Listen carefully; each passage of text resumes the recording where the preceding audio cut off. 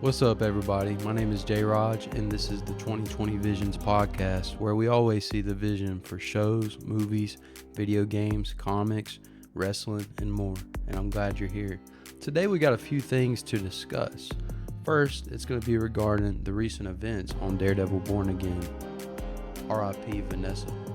And then next, we're going to be going over the origin story of one of my recently new favorite villains, the Taskmaster, due to so underrated. And then lastly, we're going to be discussing the current state of the WWE, addressing what I thought about WrestleMania and the recent releases. I'm glad that y'all are here. Let's get this thing started, baby. So to get into the stuff about Daredevil Born Again, last episode we were discussing the events of what happened at the charity boxing event that Wilson Fisk had put on for a fundraiser. And, he had told Vanessa Fisk not to show up because he felt like the masked vigilantes would show up and cause chaos. And that's exactly what happened. It was Bullseye. He came there looking for revenge and ended up a glass shard from one of Wilson Fisk's pieces of merch that was being sold at the boxing match. A glass shard ended up being deflected, went into Vanessa's neck, putting her in the hospital. And last episode, it wasn't clear when I was talking about this. It wasn't clear if Vanessa had died, but on the recent episodes of Daredevil Born Again, it's been revealed that Vanessa has passed away. And I want to dive into this in itself in a moment, but one thing that episode really captured was Matt Murdock's ability to save his biggest enemy, Bullseye, who was close to dying. The task force, the anti-vigilante task force that is, they were going to end up killing Bullseye if it wasn't for Daredevil's help. So Daredevil had the ability to save his biggest enemy, but yet Wilson Fisk, the Kingpin, could not save the person who means the most to him. It's an interesting dynamic to look at.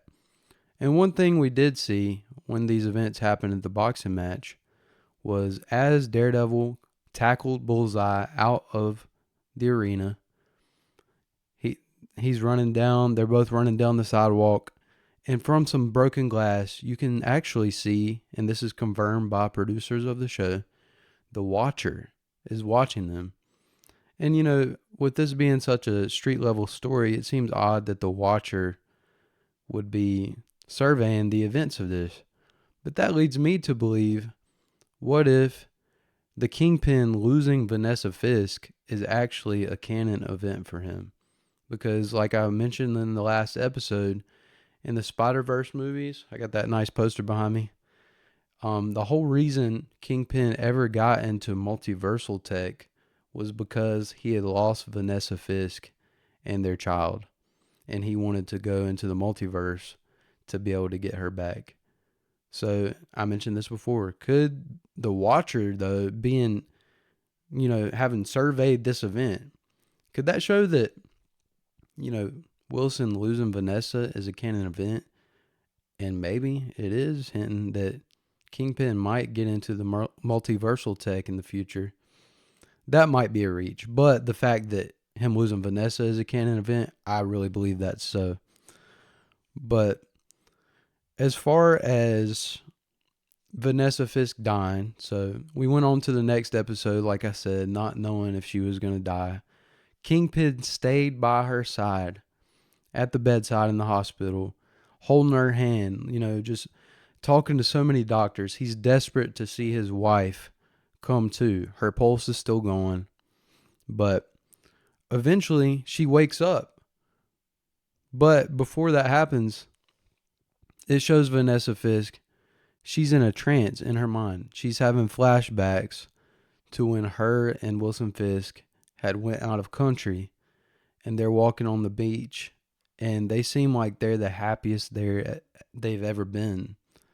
And I find that interesting that the happiest that they've ever been was when they were away from New York City. And, they're smiling, googly-eyed at each other. They share a kiss. So as Vanessa is thinking of these things in her trance, she ends up waking up to seeing Wilson holding her hand. And she seems very kind of out of it as she's woke up, But ultimately, she seems very, very happy. And Kingpin is happy, and he's spilling his heart out more than we've ever seen him do before. They really tackled a softer side of Kingpin that we've never seen in the Daredevil stories. It just really shows how much he relied on Vanessa and loved her. He spilled his heart out, shedded some tears, telling her how happy he is that she's back. And he's like, Vanessa, I will do anything you need. What do you need, honey? What do you need? And she asks for pineapple juice, out of all things. So he replies and he says, pineapple juice? I thought that you didn't drink pineapple juice. And she said, I just need a pineapple juice. So she's acting very happy, but whenever Wilson figures out she wants pineapple juice, he screams at the nurses, get me pineapple juice now, now. Vanessa lets go of his hand, and she's like, Wilson, why were you so mean to that nurse? And you could tell this kind of threw him off, okay? And we go and we end up seeing she drinks the pineapple juice. They're talking. And then next thing you know, Vanessa, she passes out again. And we see that she flatlines and she dies. And Wilson Fisk is screaming at the bedside, yelling, no, no. Like he is torn apart by this. And there's actually some people online that are joking around but pointing out that what if Vanessa Fisk had died because of the pineapple juice and not because of the glass shard that had been in her neck? I mean, they got that out and everything. So what if it was the pineapple juice? And people are joking around about this online, but I actually want to ask that question. Why would the producers of the show include that line where Wilson Fisk asks her and says, but honey, like, you never drink pineapple juice? Why would they include that if they're not trying to portray some deeper meaning? So my mindset is I'm kind of agreeing with the people online. What if she had a pineapple juice allergy? I'm somebody that's got a peanut allergy, and I'll tell you, if you have an allergy and you eat or drink something that you have an allergy to, it can literally mean death. So my mindset is this. What if Vanessa, when she was in the trance before she woke up, she was seeing the good side of Kingpin away from New York, and she was thinking that's how it is. But then when he yelled at the nurse, it was a reality check for her to realize that they're not out of country anymore. They're back to New York. And in reality, Wilson Fisk is never going to get away from New York. And maybe that was a moment for her that she realized she's never going to get away from this man. It would be hard to believe that maybe Vanessa doesn't have some sort of fear in her heart about what being the Kingpin's wife might bring, because we did see in previous episodes she would have nightmares about being murdered because she was with the Kingpin. She had nightmares like that. She couldn't sleep. What if she felt like it was like a prison, like a never-ending thing that she would never escape from? And maybe once she realized that they are in New York when she woke up and that Kingpin is still a monster, what if she realized that the only way out was to kill herself? It makes you wonder, and this might be one of those details that might just be a cliffhanger, and it might just be open for interpretation.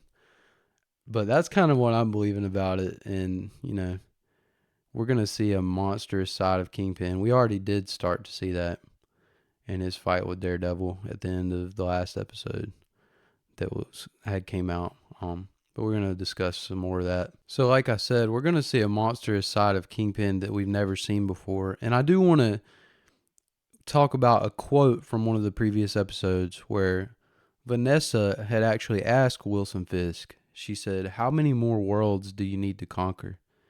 And he said, it depends. How many are there? So I really feel like the producers are hinting at Kingpin becoming a multiversal threat in the future. I think it's going to take a few years before different contracts get agreed upon for Vincent D'Onofrio to really appear in the MCU on a consistent basis, like even in the movies. But I think if they give it a few years and Vincent D'Onofrio is still down to play the Kingpin character and stays in good shape, I think that we could eventually see that. Because Wilson Fisk, he asked, how many worlds are there to conquer? So a few more implications about the recent episodes of Daredevil Born Again is whenever Jessica Jones ends up finding Matt Murdock, she had said that she wanted to stay out of all this stuff like at first, but then a task force that was actually CIA operatives led by Mr. Charles, they revealed, a task force came to her house, putting her and her daughter in danger. That's when she decided she's going to get involved. So she helped Matt Murdock, the Daredevil, raid the Anti-Vigilantes Task Force's storage area where they had all kind of illegal weapons. They destroyed that and all the weapons with it. But one thing we saw was that Luke Cage, they're insinuating that she got married to Luke Cage. He never popped up in the house. It never showed him. And one of the lines that Jessica Jones said was that she got a call from some kind of government official looking to recruit enhanced individuals. And Daredevil was like, well, hopefully you told him to F off. And she was like, I did, but not everyone I know did. So could that be insinuating that Luke Cage is maybe now a hero for hire? In the comics, there's this line, heroes for hire. You got Luke Cage and Iron Fist. They take contracts to work for a lot of different people. So could Luke Cage have been hired by the CIA to, take on these operations, maybe thinking that he's doing the right thing, not knowing the corruption yet? It makes you get to thinking. And Jessica Jones did reveal that her powers have been, like, since she gave birth, there's random times where her powers won't work. And this was shown. She went to punch Officer Powell, the head guy of the task force, and he ate that punch. Like, it didn't face him. And he hit her back and sent her flying. And I was thinking, dang, is it possible that Officer Powell might be an enhanced person and it just hasn't been revealed yet? But most people online are saying, that must have been a moment Jessica Jones' powers just kind of went away, which that's probably the case, but it kind of does make you wonder. I don't believe this, but some people were like, please let this be Hammerhead. But I think that's a reach. But to highlight the very end, there is, like the very end of the most recent episode, there's a memorial for Vanessa Fisk, and a bunch of people go and they start protesting against Wilson and against Vanessa, saying that people shouldn't mourn her death, which is kind of harsh, but they're like chanting how corrupt Fisk is and everything. And anyway, Karen, she ends up helping along with the White Tiger's daughter. They play a projector screen on the town hall, the city hall building, that's exposing some of the people that the task force had kidnapped. Wilson Fisk, this whole episode, ever since Vanessa died, he has not said one word. He killed a doctor when the doctor was telling him sorry about Vanessa's death. He gave him a hug, but it turned out to be a life-altering bear hug. And then the whole episode, he doesn't say a word. Mr. Charles calls him and says, why the heck are my weapons gone that you're supposed to help me smuggle? And he says, you're messing this deal up. Hinting that Kingpin, he's about to lose a lot of his power, probably. But he doesn't say a word to Mr. Charles. He hangs up on him. And then it goes the whole episode without Kingpin saying a word until Matt Murdock confronts him. And I found this interaction very interesting. Matt Murdock said that this is a never-ending thing. Kingpin gaining power and Daredevil himself talking, trying to get him shut down. But it's a never-ending cycle, And he even mentions that maybe the best solution is for himself, Matt Murdock, and Kingpin to both just leave New York, and that can put a stop to all of this. And then he starts bringing up, like, look at all the people who have got hurt. I lost Foggy. You lost Vanessa. And then in that moment, Kingpin yells, no! They start fighting, and Daredevil's just like, come on. And he puts his head down. He's bobbing and weaving, making Kingpin look like a chump, bro. Like, he didn't want to fight Kingpin, and he's just easily dodging this dude's hits until Kingpin finally got a hold of him. It was a real brutal fight, but then at the end, Kingpin is like, what is your goal? You can't arrest me. We both know you can't. And you can't kill me. We know you won't. So what are we going to do? And it leaves on a cliffhanger, but I want to go back to where Daredevil mentioned that maybe they should both leave New York. I think that relates to Vanessa Fisk's dreams she was having before she woke up. I think in her dreams, she was realizing the good version of Kingpin only comes out when he is away from New York City. As long as he's in New York City, he's corrupt. And for Matt, as long as he has corrupt leaders like Kingpin to go after, he's always going to walk that line of almost messing up, because he has this weight of how bad can I hurt people without it hurting my conscience and without it going against my beliefs. So the whole leaving New York City thing, I think it applies to multiple things in this. Could Daredevil be right that maybe the solution is for them both to leave New York City? I don't know. I really don't know. It's very interesting, and I think we just got a couple more episodes, and in like 3 weeks, the Punisher special comes out, so it's all going to be revealed soon. But I just know it's been so entertaining, and I'm loving it for sure. Next, I'm going to dive into a little bit of some random news regarding Marvel, and like with some games and things like that. But then after that, we'll dive into the Taskmaster's origin story. So one of the other things I wanted to discuss was about a week and a half ago at this event named CinemaCon, the Avengers Doomsday official trailer dropped, and Robert Downey Jr. was there to, announce about it and show it. And, apparently there's some fans that were there who did film it and tried to leak it, but Marvel has been very active with having those videos taken down and even going after some of the accounts, like kind of getting people in some legal trouble, from my understanding, for leaking it. So people that have the footage, they're kind of scared to leak it. But there has been certain like sources that were there who they didn't leak the footage, but they've talked about what they've seen. And I think this sounds pretty awesome, but I am excited to hear more details. But a few of the scenes that supposedly this Avengers Doomsday trailer shown was a fight between Gambit versus Shang-Chi. You got Gambit throwing cards, Shang-Chi throwing the rings. Man, it sounds pretty intense. Another fight that supposedly was on the trailer is Mystique versus Yelena. And it actually, from what people are saying, Mystique was disguised as Yelena, her shape-shifting powers.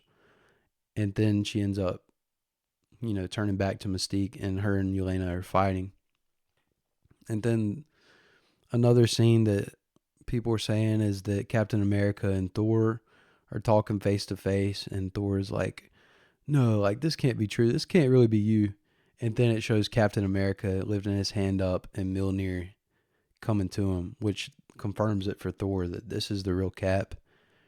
That's pretty crazy. And another thing that I heard that's going to kind of cap off me talking about this was people said the trailer had narration by Dr. Doom himself. And some fans were concerned, like, how in the world is Downey going to sound, as Victor Von Doom? And people were saying he had a heavy accent narrating this trailer. And I think that's good news because, obviously as fans, we don't want to see Tony Stark portraying Doom. We want to see a new character. So the fact that they're leaning into him having a heavy accent since he's from Latveria, That's great to hear. And I mean, since they're releasing this at this event, it makes me think, surely within the next month or so, it'll be released to the whole general public, to where we can all just see what it's about. And I'm so excited for that. A little bit more news that I wanted to discuss, kind of regarding some Marvel stuff, is, this is kind of bad news, but there was an interview with the voice actor who plays Miles Morales in the Insomniac video games.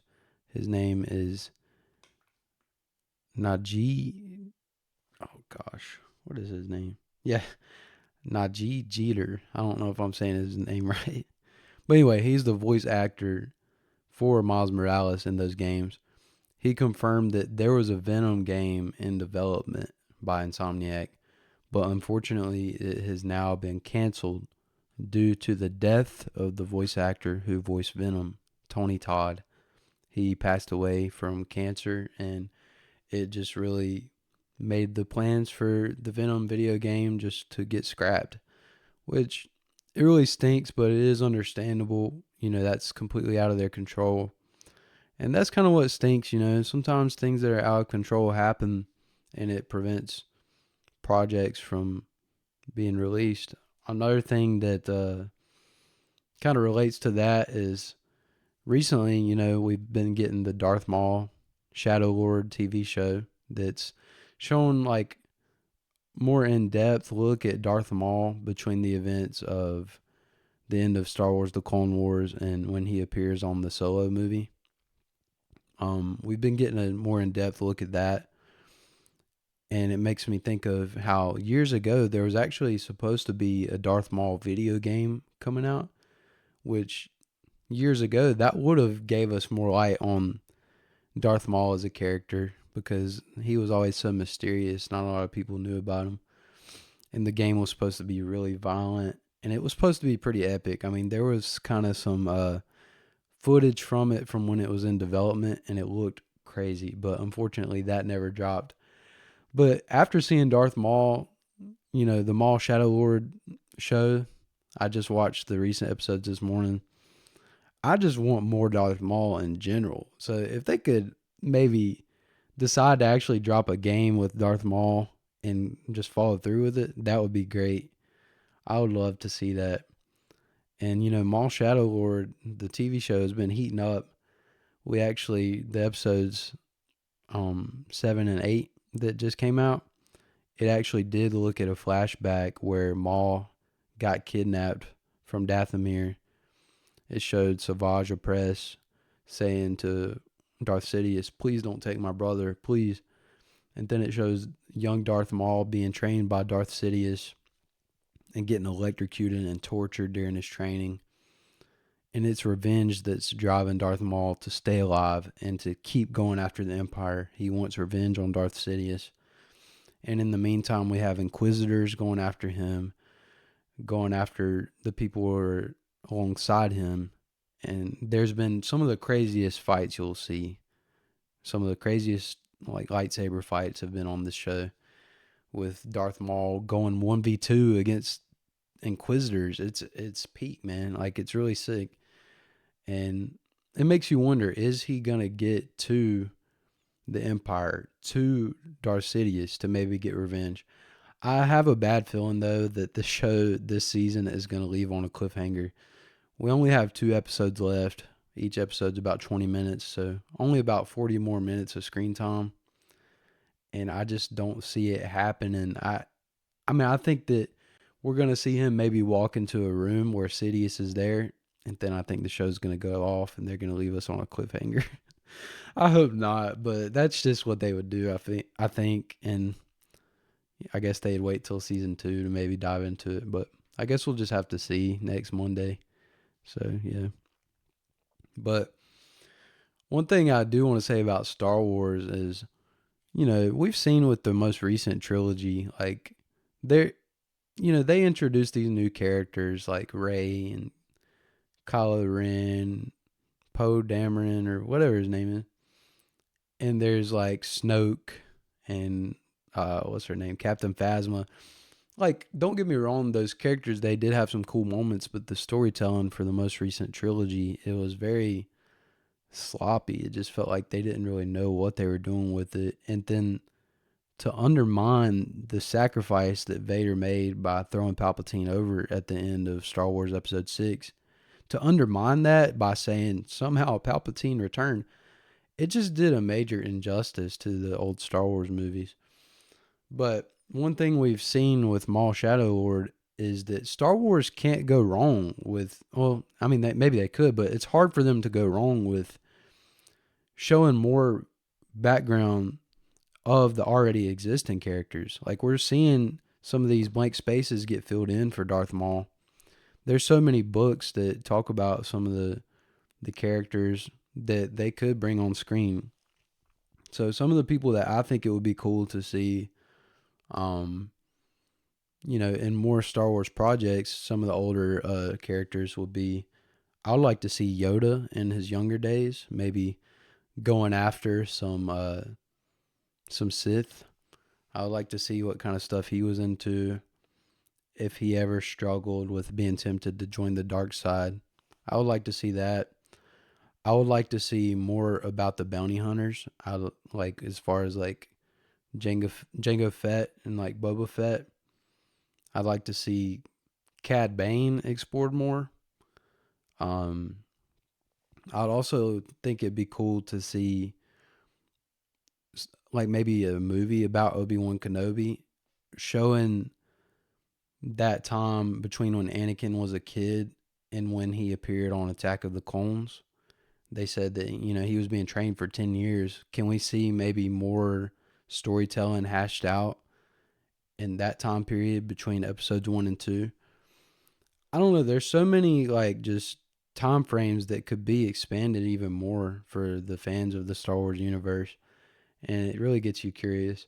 As I was talking about Yoda, though, I want to show y'all this because I don't have room to hang it up back here. I had this. So I went to LA one time and there was a dude painting on the street, and I bought this for $5. Like, he had like a cutout and then he spray painted over it and made this right in front of me. Anyway, I wish I had it hung up back here, but I just don't got room. Anyway, that was just random. But anyway, let's see. Also, oh dang. Also, another thing that I want to talk about in the future is Star Wars Battlefront characters for Battlefront 2. What if they did more updates, added more characters, or if Battlefront 3 ever became a thing? That could be a discussion for the future. What characters would y'all want to see? What characters would I want to see in either future Battlefront update or Battlefront 3? But yeah, I just started rambling about all that stuff. But anyway, up next, we're going to talk about Taskmaster. So some things I already knew about Taskmaster before I really started diving in, trying to learn more about him recently, was that I know that he has photographic memory, and he can, like, his biggest strength is copying the moves of the person he's fighting. So, if you have a predictable move set, use a lot of the same moves, he can figure you out like that, and he's going to be a big foe for you. So, a funny hypothetical I thought about, it has to do with Star Wars. What if there was a hero who wanted to find a way to defeat the Taskmaster? So they decided to pose as someone given a contract for an assassination hit. What if they pose as the person given Taskmaster the contract, and he says, okay, well, do you have footage of this person? What if, as you're posing as the person given the contract, you decide to give Taskmaster footage of Jar Binks? So you got Jar Jar stumbling around. He's got this fighting style where he's literally falling down, somehow taking out enemies. I'm going to have to put a clip over this to edit it, but so Jar Jar's fighting style is just stumbling around, accidentally taking people out. So Taskmaster, he's studying this, like, this is an interesting style. He completely learns it. And then he shows up, and sure enough, it's not even Jar Binks. It's you with whatever your powers are. We'll say Spider-Man. That's a way to defeat Taskmaster. Make him think that the person he's got to hit on is Jar Jar Binks, so that when it comes to him actually fighting, he's stumbling around making a fool out of himself. I don't know. I thought of that in my head. I thought it was kind of funny. I don't know if y'all do or not, but I do think it's funny. So, but before I get into the comic that kind of dives into Taskmaster's origin, I'm going to use my Marvel Encyclopedia and kind of read what it says about Taskmaster real quick. So, also, I just want to say this is a nice tool. Like, if you're wanting to learn a lot about Marvel, it has a profile for pretty much any character you can think of. And yeah, I found Taskmaster on here, and this is what it says about Taskmaster. His real name is Tony Masters, and he's a mercenary and a teacher. And his first appearance was in Avengers 195 that came out in 1980. So this says the Taskmaster has the unique ability to duplicate any physical movements he's seen, something he calls photographic reflexes, though at the cost of his own memories. See, I didn't know that. Sorry, I gotta get my camera to focus. He used his new skills to transform himself into a highly dangerous villain, a match even for the Avengers. Eventually, he set up a series of academies to train henchmen. Later, while in prison, he even trained John Walker, U.S. agent, for his position as the new Captain America. Taskmaster worked on restoring some of his memories before becoming an instructor at Camp Hammond, teaching the use of the 50-state initiative. He later joined S.H.I.E.L.D.'s Secret Avengers team and became their double agent in AIM's High Council. He was shot and believed to be killed by Mockingbird, but Mentallo secretly healed him. He served as the sheriff of Bugalia and obtained a recording of Captain America swearing allegiance to Hydra. When attempts to sell the recording to Mariah Hill failed, he joined Hydra, but switched sides when Hydra began to fall. He later became a Thunderbolt, protecting NYC under Mayor Wilson Fisk. But yeah, it says his powers is he can copy other people's movements regardless of complexity after watching them once. But yeah, as I had said before, Taskmaster has recently became one of my favorite villains, and that's coming off of me playing through the first Insomniac Spider-Man game. He's one of the villains on there, and there's a cool boss fight that triggers where he starts copying your moves when you face him. Also, I've watched the Ultimate Spider-Man cartoon, and he actually appears on there. He originally is a gym teacher, but Peter figures out who he is, really. But that's kind of interesting. They had him as a gym teacher when in reality he really is a teacher in the comics. He teaches criminals how to step up their game when it comes to combat. But with that being said, we're going to dive into the more in-depth comic book overview, showing more about the Taskmaster. So this comic book, it came out in 2010, and it's comprised of 4 issues. And it obviously, like, look at his character design. He looks like a menace. But it shows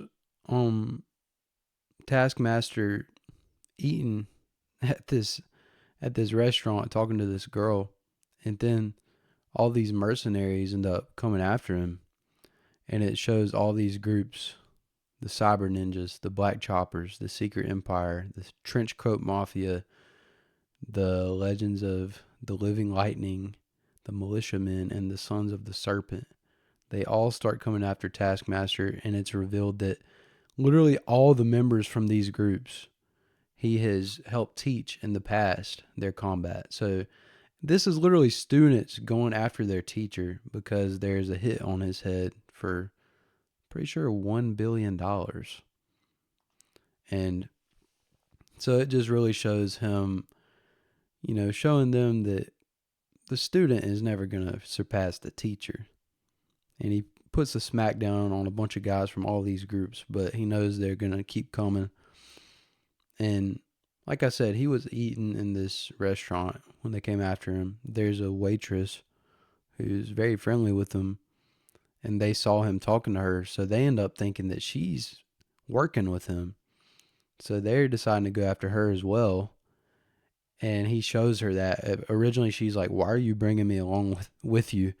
And he's like, "You have no choice. Like, they have a hit on you now too." And he shows her this document that was dropped by one of the guys. They think that she's involved with him too. So he's like, if you don't come with me, you're probably going to die. So they just keep running into more people. And I love the art of this because you can see where it has the boxes with the orangish color. It kind of shows that in that moment, he is using Captain America's moves. And then in the other moment, he's using a move he learned from Iron Man. And then in this bottom moment, he's using a move he learned from Ghost Rider. So he's actively, and we can see it too, he's actively using moves from different people he's watched over the years to defend himself and defend this lady. And they start having some banter back and forth. And, he does reveal to her that he has major memory loss. And she gets kind of confused, like, how are you able to remember these moves, but you can't remember, who your family is or like what your name is and things like that. And it dives into this thing. It says there's a difference between implicit memory and explicit memory. Explicit memory is where you remember things like relationships or like what you had for breakfast or just random things like that. Implicit memory is memory that has to do with habits while completing a task. So Taskmaster, he does not have explicit memory. He loses the thoughts of all his, relationships, who his wife is, who his family is, but he keeps the implicit memory of the moves he learns from intense studying while he's doing the task of going out on hits towards these heroes, hinting why he's named Taskmaster. It's like a task to him, and he remembers it because he remembers implicit memories. So, shows all these groups, they can't do nothing because he's taught them. So they ended up sending this guy named Red Shirt, who supposedly he has photogenic or photographic memory as well, similar abilities to Taskmaster.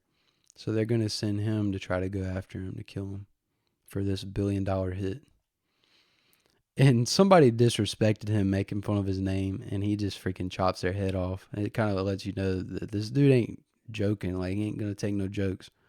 So it ends up flashing to this, but I'm going to give a little background info on this. So this lady that is stuck with him because the enemies think she's working with him, and she has a hit on her as well. Her name is Merced.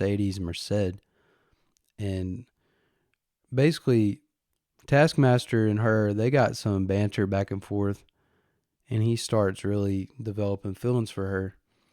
And before this panel, he ends up telling her, "Hey, I love you, and I just want to tell you that before I forget who you are and I forget how you make me feel." He tells her that he loves her, and she doesn't know what to think of this.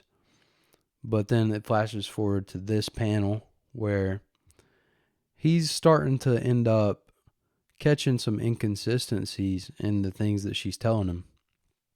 So he's looking at her and he says, "Your voice, it's all coming back to me now. I recognize your voice. You're the hub. You work for the org. What is the meaning of this goose chase after questions you already know the answers to? What are you setting me up for?" So it ends up showing the reason Taskmaster knows what missions he needs to go to without forgetting is he gets phone calls. And he answers and he's like, "Hey, I don't even know who you are." And they say in reply, "It doesn't matter if you know. We're the org and we keep track of all that." The org is actually a company for S.H.I.E.L.D. that they manage all of Taskmaster's missions. And so he just kind of gets a phone call. He doesn't know who the people are, but they send him where he needs to go, and he just trusts it because he can't remember otherwise whether he should trust them or not. So anyway, back to this panel. He's starting to pick up on, is this girl, does she work for the org, the organization, which is actually working for S.H.I.E.L.D.? And she said, like, she's saying, I don't, like, she's saying she doesn't understand. And she said, every time it happens, it still gets me. You really don't remember who I am. And he says, then why don't you just tell me, who are you, Mercedes Merced? And she ends up saying that she is actually his wife. So it's like, ooh, plot twist. This lady, she's not someone random. Turns out the cafe that they were eating at the beginning, I didn't show pictures of it, but she, like, literally, the Shield helped her get a job there just so she could be in close proximity to Taskmaster to help control him. She's like his handler, but she's also his wife. So it makes you wonder, like, why is she doing this? And it shows more people start coming after them. And I love this panel. It's pretty sick. He's hiding on the roof, and you can see the orange there. He's replicating someone's moves. And you see the DD on the chest. He's replicating Daredevil with this move. Dropping from the ceiling, surprising them. He had took notes on Daredevil at some point. And then, you know, he's fighting. And this ends up basically, it shows how they met as they're fighting. The Mercedes lady, she starts saying how they met.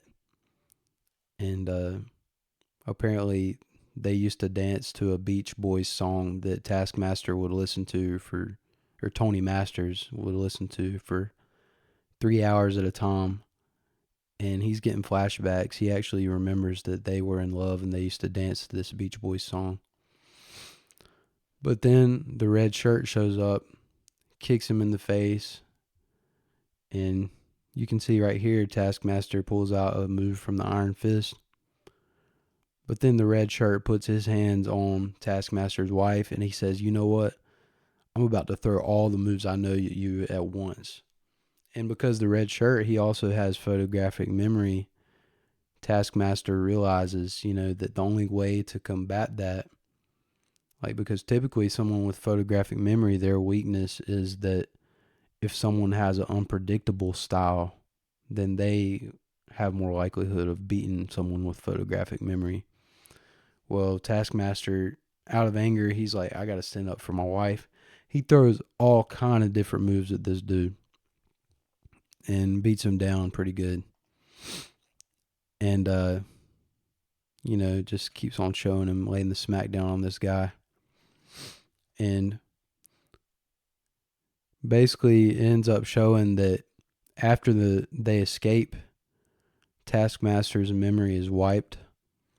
And his wife is like, do you not remember me? Do you not remember me? And he doesn't. He looks at her and he looks at a stranger. In his head, she's a stranger. And he runs off. Then it ends up showing that the Secret Avengers, Captain America, Moon Knight, a couple others, they are trying to go after Taskmaster to kind of help out with the Shield, get him under control. And it ends up showing this panel, which shows Tony Masters, the Taskmaster, when he was actually not the Taskmaster yet. And it's narrated by his wife after Taskmaster ran off, not knowing who she was. She says, dozens of times I've explained to him that what he feels is the guilt of injecting that poison into his veins just so he could be the best. So another thing I didn't show was that Taskmaster already had photographic memory, but him and his wife, before it was even more advanced, they were both agents of S.H.I.E.L.D. And they came across a serum that was supposed to elevate a normal person to have photographic memory. And because he wanted to be the best out of all the soldiers, he took that serum, adding to his ability he already had. And this is what drew the line to make him forget everything. He had already had the ability of photographic memory, but then he took this extra serum, wiped his explicit memories, and only advanced his implicit ones. But she says Dozens of times I've explained to him that what he feels is the guilt of injecting that poison into his veins just so he could be the best, abandoning me, his wife, in the process, which he has promised me over and over he would never do, because he knew that was my earliest and worst memory. But he always forgets, dang it, he always forgets me. No matter how many times it happens, when the spark of recognition goes out of his eyes, it's like watching myself die. And it shows Tony Masters, the Taskmaster, answering a phone call, and it says hello, and someone says Taskmaster. He says, "Who is this?" And then we see this panel. It's his wife giving him another mission, although he doesn't know it's his wife. Once again, time after time, this happens, she said. And she says, "So I'm not coming in. I'm never coming in. I will continue referring the intel I gather to you. Using it or not is on your conscience. Tony can't function without me, and with his condition, this is the only way I can be near him, to direct him to do good as best as I can. He is my husband, and I will not do to him what he did to me." And there it is again. Hello, who's there? This is the hub. I'm with the org. And he says, "I don't know who I am." "It doesn't matter. I know. I always know." And she's shedding tears. And then she says, "I have your next assignment." So dang, man, that is deep. His wife, she will never give up on him, so she disguises herself as the hub from the org that sends him on all his missions. This is also she can be in close proximity to him, but he will never remember her for a long term that she is his wife. He will always forget. So although he has some of the best photographic memory there is in the comics, it's at the demise of his personal life. And it's just a sad dynamic. And one thing I will say, like I said, there was a serum when him and his wife were just regular SHIELD agents.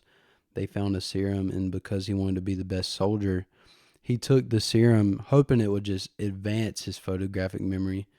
But like I said, it made him lose his explicit memories of his relationships and the day-to-day stuff, to where he can only remember tasks and he can only remember implicit memories, therefore forgetting who his wife was and who his family was. So one thing I wanted to say is apparently Marvel had retconned like what his origin story was. When he first appeared in the Avengers comics in the 1980s, it was just that this guy studied everyone and he had photographic memory. But then with this coming out in 2010, they kind of retconned his origin and made it seem like there's actually a serum involved with his powers. So one thing I wanted to mention is, like, you know, with the MCU, Taskmaster was in the Thunderbolts movie and was in like the Black Widow movie.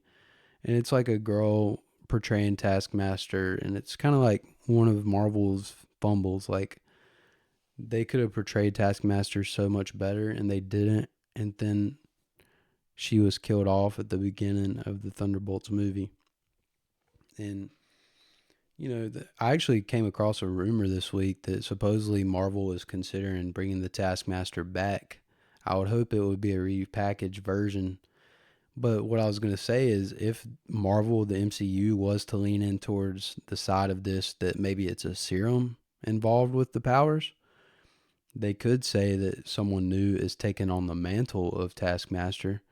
Someone new that has actually taken a serum. I mean, I don't know. I would like to see like a justice for Taskmaster, to where he's done justice on screen. Maybe in future MCU projects, pop in and out. That'd be cool. Just portray him differently than the other person from Thunderbolts and Black Widow. But yeah, that was it about Taskmaster, and I hope y'all enjoyed that.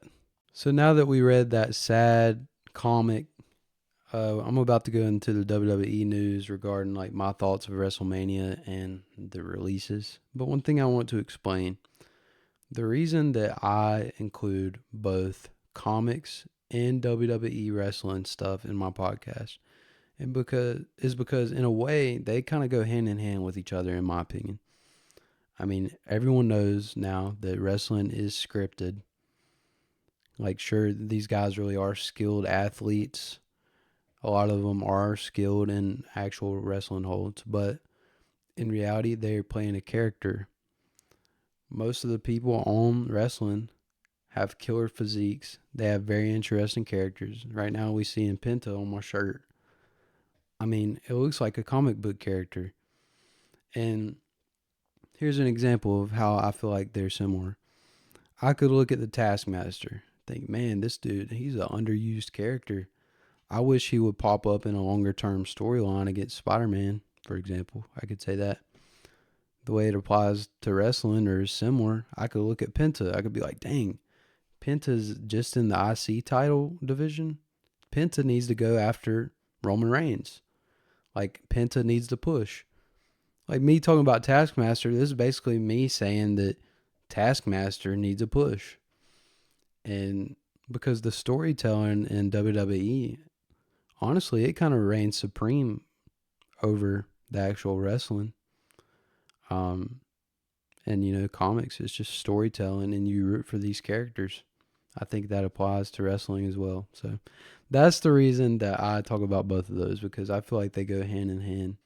So as far as WrestleMania goes, as a fan, I enjoyed WrestleMania. Like, I always look forward to WrestleMania weekend, no matter how good the build-ups are, no matter how good the match card seems like it'll be, even if it seems like it's going to be trash.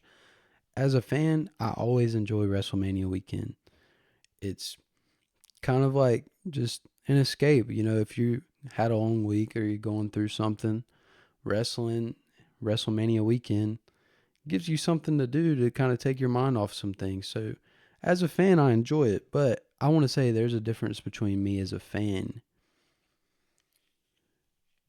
and me as a critic, because I'll admit I can be a fan and a critic at the same time. And when these glasses are on, that's how you know I'm being a little critical. So one thing I noticed about WrestleMania, okay, this is the first WrestleMania since ESPN's deal with WWE. And I noticed that they did this thing where, within the first hour, these matches within the first hour are going to be available on ESPN too. And then after the first hour, it's going to be ESPN Unlimited plans only. So one thing I noticed for both nights, with the matches that were within the first hour, for night one, I remember it being like Drew McIntyre and Jacob Fatu was one of the main matches within the first hour. All of the matches within the first hour on both nights felt so rushed. Like, they felt like glorified, like, Raw main events. Like, they felt like a main event on a Monday Night Raw. It didn't feel like WrestleMania. Don't get me wrong, they were good matches, but did they feel like WrestleMania? No. And by God, if I'm going to let ESPN ruin WrestleMania for me, you can forget about it. I'm going to speak out against it. Like I said, fan, critic. And I'm going to be critical. I really don't think that these sponsorships and partnerships are what's best for pleasing the fans, if I'm being honest, because the Drew McIntyre Fatu match was pretty good, but in reality, it could have been a lot longer. And same goes for a lot of the other matches. So the other matches that were within the first hour of night one and night two was before Fatu and Drew McIntyre. The first match was the Usos and LA Knight versus Logan Paul, Austin Theory, and I Show Speed. So one thing about that match, like, literally each guy got to do about 2 moves. I swear that match was maybe 6 or 7 minutes. The main focus was a viral moment with a celebrity, I Show Speed, jumping onto Logan Paul through the table. And like I said, they literally got to hit maybe 2 or 3 moves apiece. And the main part of that match didn't showcase anything for the actual WWE wrestlers. It was to create a viral moment for I Show Speed to, capture the attention of a broader audience to where more people will want to maybe tune into WWE. But that's a beef I've had. Like I've mentioned, like celebrity appearances, they bring in, cheap attention. It's not fans that are going to stay for long term. They might be a fan of iShow Speed, watch the clip here and there, maybe tune into the Monday Night Raw where Speed's going to show up. But you're not gaining true fans by, dedicating a whole WrestleMania match for one moment like that. And like I said, I swear that match was maybe 6 or 7 minutes. Why in the world? Like, you could have really done more for the other guys too, And then another match, which I feel like, I guess I'm one of the rare people that feel this way about Brock Lesnar and Obafemi. Like, I think it was great that Obafemi won, and that was a great moment. And it was very unexpected seeing Brock putting his boots down like he's retiring. Like, those are great moments, but that match in itself, there were people saying it should have main evented. And then they went on to maybe have a 5-minute match. I mean, I don't know. Like, there's so many people that act like I'm wrong to have not enjoyed Brock Lesnar versus Obafemi. I just kind of expected more.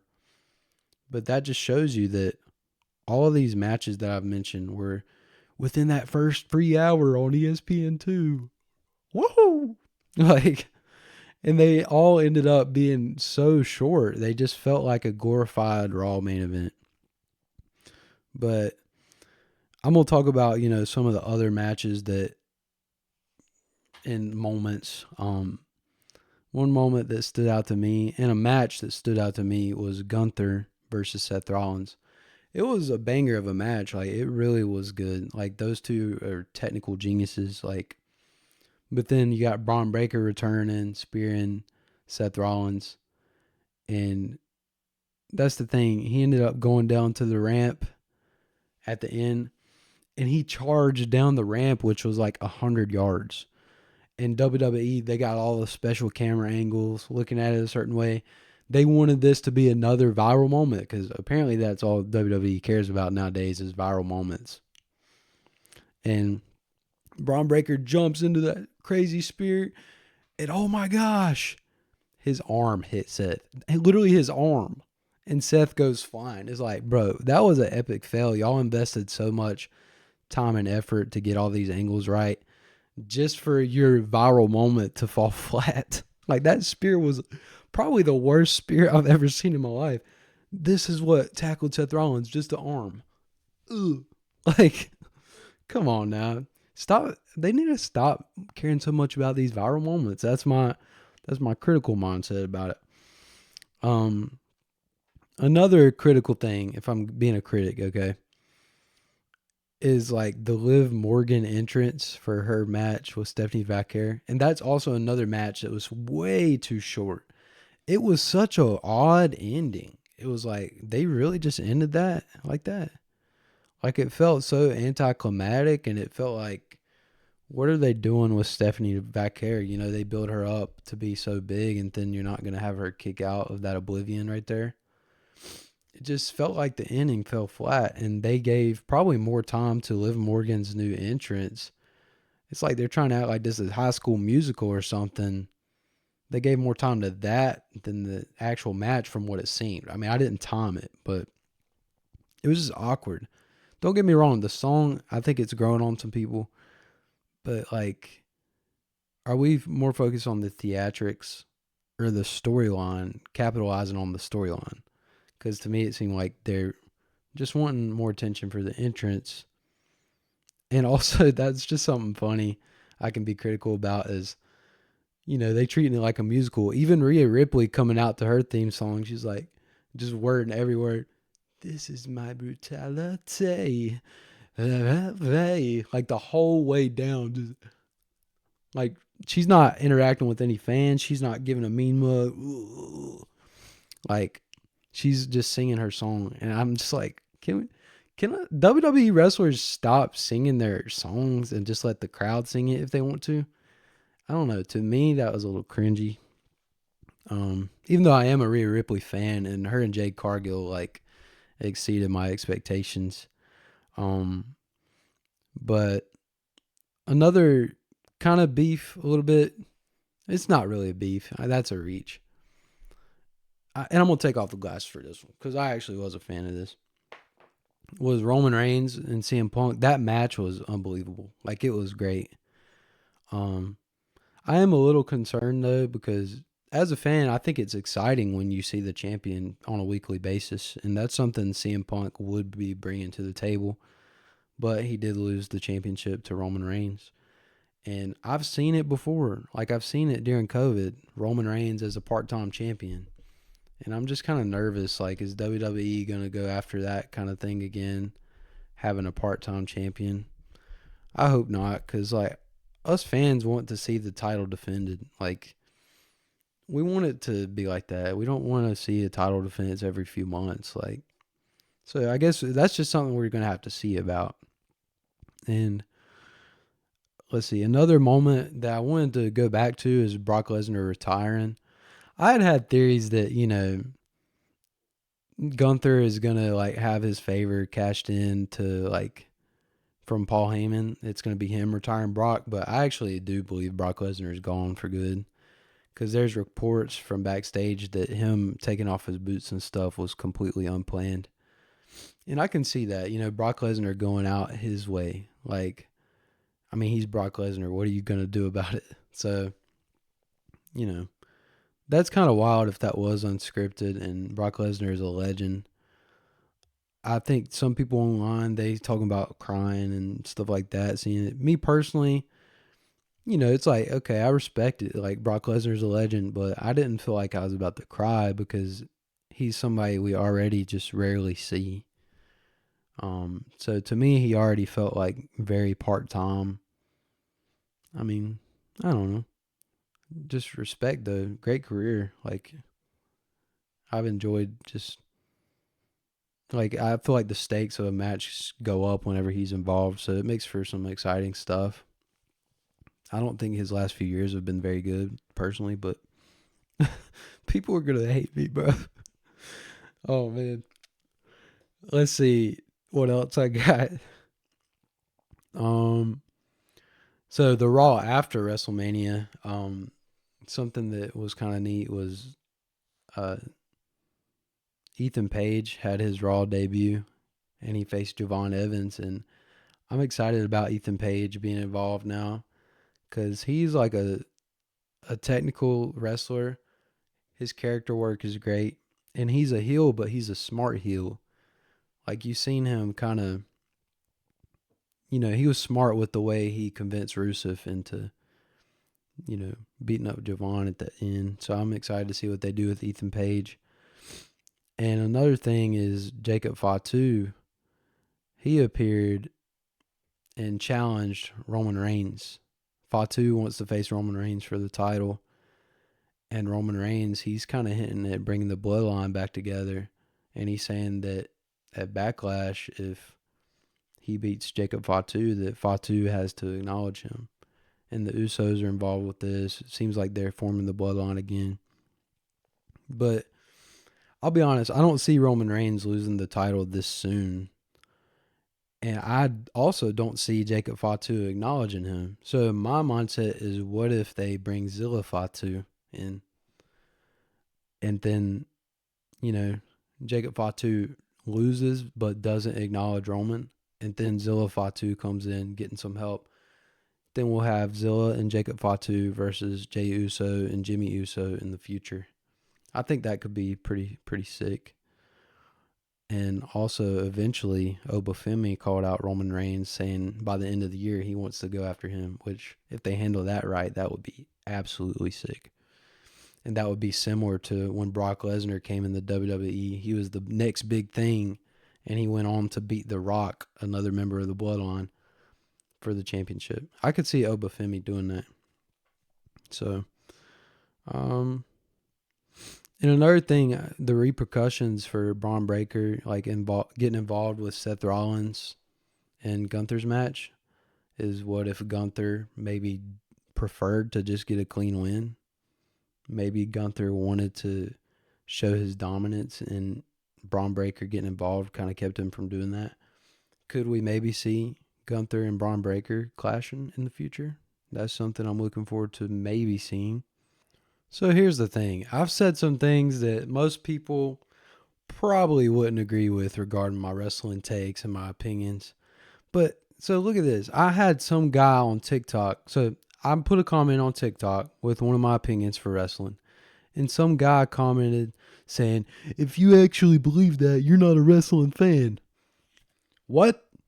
Who do you think you are, buddy? I'm going to quote Master Obi-Wan Kenobi right now. Only a Sith deals in absolutes. And if you're going to say that I'm not a wrestling fan just because I don't agree with you, then I'll say you're the Sith. And trust me, buddy, you don't want me getting the high ground on a Sith. That's all I got to say about that. I'm free to have my opinions, and if you don't agree with it, then come at me, brother. Let me tell you something, brother. My apologies. I got a little carried away, but right now I'm going to address something that, unfortunately, I hate to even have to say right now. It's about the WWE releases. So WWE released a handful of talent recently, as of Friday.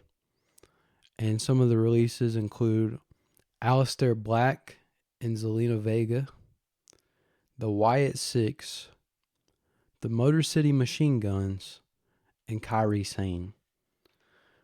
Like, we have to ask ourselves, and this is, I think WWE needs to ask themselves, like, what are they doing with these releases? And I mean, my opinion that I said on TikTok that somebody combated me with, it was about the releases, because I don't understand. And this goes into the celebrity stuff. How much are they paying these celebrities? Like, and how much TV time are these celebrities taking up? You're telling me that Lil Yachty can get TV time, but you can't include Aleister Black? You're telling me that Pat McAfee can have some segments, but you couldn't give time to see Kairi Sane finally get to turn on Asuka and pay off that feud? It just makes you wonder, like, what are they doing with their time management and their money management? How much are they paying these celebrities? And how much time are they giving to the celebrities when you have people so talented? Like Kairi Sane, that was a story y'all have been building up for a long time, and you're just going to let it just get thrown in the trash just because of money. And I hate to say it, a while back, the We Want Truth stuff happened. They brought R-Truth back. But that doesn't always work. Unfortunately, I don't know if we're going to be seeing some of these names anymore. Aleister Black and Zelina Vega were already a victim of cuts a couple years ago. And, I mean, that's the thing. Back to the Pat McAfee stuff. You're going to tell me that, like, Randy Orton and Cody Rhodes had Pat McAfee involved, but yet a few months ago, Aleister Black pinned Randy Orton, and he was feuding with Cody Rhodes. Could he not have maybe got more involved with that? But you bring in Pat McAfee, the punter, the ESPN guy. I just wish they would manage their talent a little better, because some of these wrestlers, most of them, are so loyal, so dedicated, been working for like decades, some of them.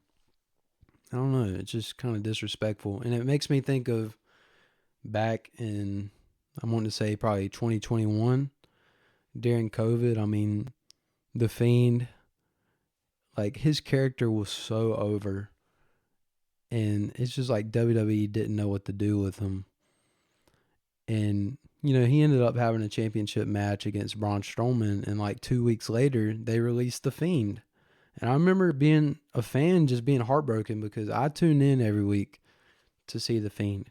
He was one of the only things that kept me really watching during COVID, because they were able to do more supernatural stuff during COVID. Since the fans weren't there, they could do a lot of camera tricks and special effects and things, but they released The Fiend. It took them like over 2 years to bring him back.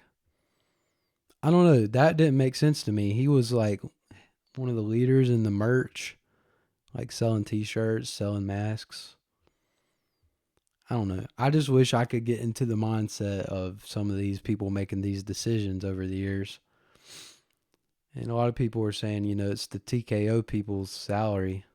That's the way, like the way that they're able to pay their higher ups their salaries is by releasing some of these WWE wrestlers. But once again, as I've mentioned before, WWE needs to ask themselves, what are their priorities? Are they still putting the fans first? Because I don't think they are. I'll put the glasses on for that. I don't think the WWE is putting the fans first anymore. But anyway, that's kind of my thoughts about that. It just really sucks. It really, really sucks. Like, pretty bad. I'm sure AEW will be glad to have any of them back, though. So, anyway, yeah, I guess, this has been the 2020 Visions podcast, and I'm about to wrap it up. I just hope that all of y'all would have a great week, and I appreciate y'all who do take the time to listen and subscribe. And if you enjoy this video, feel free to, just like and subscribe. Some people treat the subscribe button like they're taking out a mortgage, but I'll sit here and tell you it's not that big of a commitment, but it really helps content creators like me get pushed a little more in the algorithm just by you hitting the subscribe button. So y'all just feel free to drop comments, thoughts, ideas for comics, topics you might want me to discuss. Do all that and drop an RKO to that subscribe button, baby. My name is J. Raj, and this was the 2020 Visions podcast. See ya.